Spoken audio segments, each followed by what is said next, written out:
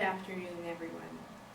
So since I'll be standing here talking in front of you for a few minutes, I should probably share that I've never been able to master public speaking, despite many attempts to do so. I still get those telltale wobbly knees, and I feel my heartbeat accelerate. And that cliche advice to picture my audience au naturel only serves to remind me of my work in healthcare, so I'm going to avoid that. So if you folks can kindly smile, and if I look up for my notes long enough to make eye contact and chuckle, that would be very helpful. Thank you. And thank you, Marie and Jane, for inviting me to once again share my learning story, but perhaps with a little more zest this time around, as it hasn't really stopped since it began. It's been just over 6 years since graduating from NSCC here in Truro, where I was fortunate enough to meet Marie and Jane in the Literacy Nova Scotia folks, and also two profoundly influential instructors who helped guide me along a personalized educational path. Because of these people, I was also able to meet the president of NSCC, the Minister of Education, a premier, countless professionals eager to hear my story. I also won a medal and a handful of awards. I was featured in various articles. Just today I did a radio spot in one take, I might add. And I've been asked to speak publicly more times than I can count. But more importantly, to me anyway, I've met unforgettable and often legendary residents and clients and patients, some of them maybe even your loved ones, and I've been privileged to work with devoted CCAs and nurses and so many of our province's uniquely talented interdisciplinary team. My ultimate goal has been to be the difference I want to see, and I feel I've achieved that. This extremely diverse group of people, after asking how or when I started my career, often inspires discussion about the importance of literacy and adult education in our communities. I've often shared my own successes and struggles as an adult learner, and on more than one occasion, I've encouraged folks to return to school to better themselves, and I'm pretty proud about that. And then, of course, you fine people sitting here today. Meeting you is also a pleasure, even if I'm still feeling anxiety, because we're all here for the same valuable reason. I'm really only half bragging about the awards and meeting important people anyway. Between me and you, the Premier stood me up the first time we were supposed to meet. But more than pride in those accomplishments is a sense of awe that people care enough to hear what I want to say. It's an incredible feeling being acknowledged for learning. I can't even imagine where I'd be right now if I hadn't crossed paths with so many special individuals who recognize potential in me and push me to develop it. I've come to know many of these folks personally, not just in healthcare, but all throughout my community, and I'm grateful for how they've influenced my life. What I'm always surprised to hear from other adult learners is how relatable my story is to them.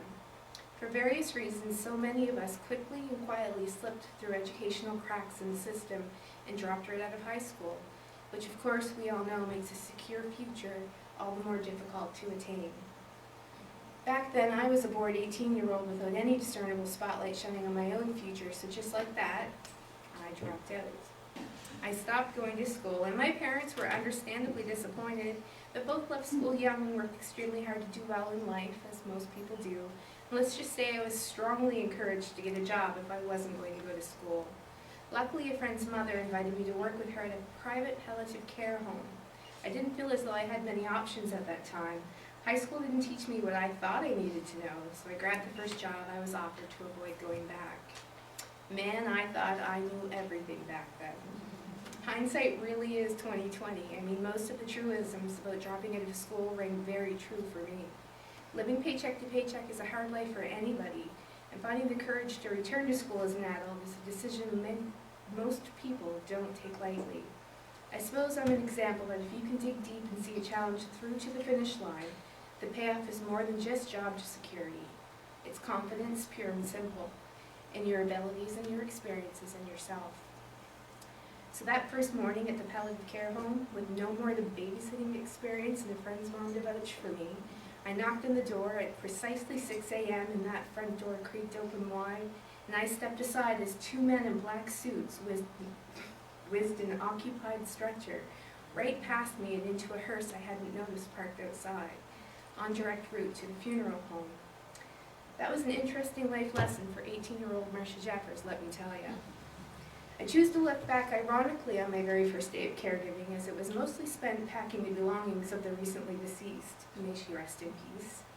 But because I met the family of the dearly departed that day, and was so overwhelmingly affected by their praise of her care, I went back the next day, and it was at that job I learned I'm a natural caregiver who provides quality care, and I have a talent with putting the elderly at ease.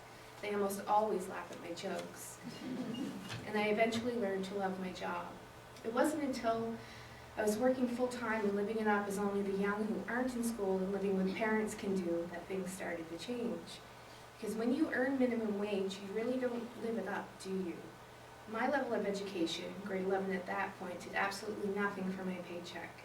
And certified caregivers made minimum wage back then, and I struggled a lot through those younger years. Eventually I moved on to different private homes and various jobs for slight wage increases and gained important work experience. But I came to realize I needed the educational background to work in the field I enjoyed most for the wages I deserved. So off to school I went, and here I am today because not only did I go, I finished. So I earned my adult high school diploma and my continuing care assistant certification in a pilot program called LINK over the course of 2 years. When my instructors recognized my ability to work hard and stay focused, I was offered 2 additional academic credits, which I also completed in the 2-year time frame. I was extremely busy, but with both school and volunteering, because I felt the need to give back whenever I felt my confidence grow. After graduation, I entered my field of work immediately, as I'd been hired directly from a clinical placement at a long-term care facility. And I was completely prepared with an updated and sharp skill set, professional development skills I still utilize today, confidence in my ability to communicate effectively, and one heck of a resume. Doors opened for me that a grade 11 education would not allow, and I now have years of valuable experience in long-term care, home support, and now at our local hospital. With these certified years under my belt, I'm at the top of my pay grade, living it up a little differently these days. I've held a position as a union executive for home support. I've been asked to participate on a committee dedicated to overhauling the VUN scheduling practices, and I met the former CEO of VUN, which was quite an honor as she was on Undercover Boss.